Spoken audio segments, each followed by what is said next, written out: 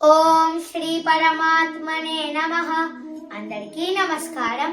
ఈరోజు శ్రీమద్ భగవద్గీతలోని 7వ అధ్యాయమైన జ్ఞాన విజ్ఞాన యోగములోని 4వ శ్లోకము.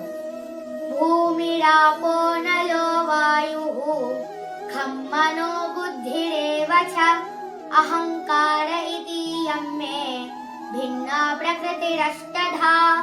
భావం: శ్రీకృష్ణ భగవానుడు అర్జునుడితో ఇలా పలికెను: భూమి, నీరు, అగ్ని, వాయువు, ఆకాశము, మనస్సు, బుద్ధి మరియు అహంకారము ఇవి నా భౌతిక ప్రాకృతిక శక్తి యొక్క 8 అంగములు. 5వ శ్లోకము. అపరేయమితస్త్వన్యాం ప్రకృతిం విద్ధి మే పరాం జీవభూతాం మహాబాహో యయేదం ధార్యతే జగత్. భావం: శ్రీకృష్ణ భగవానుడు ఇంకా అర్జునుడితో ఇలా పలికెను: ఈ భౌతిక ప్రాకృతిక శక్తి నా యొక్క తక్కువ స్థాయి శక్తి.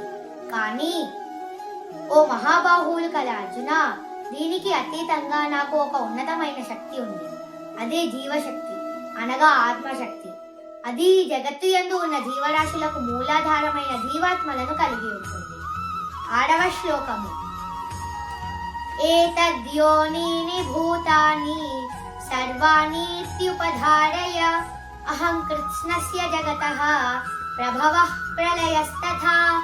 భావం: శ్రీకృష్ణ భగవానుడు ఇంకా అర్జునుడితో ఇలా పలికెను: సమస్త జీవరాశులు నా యొక్క ఈ 2 శక్తుల ద్వారానే వ్యక్తమవుతాయి అని తెలుసుకొనుము.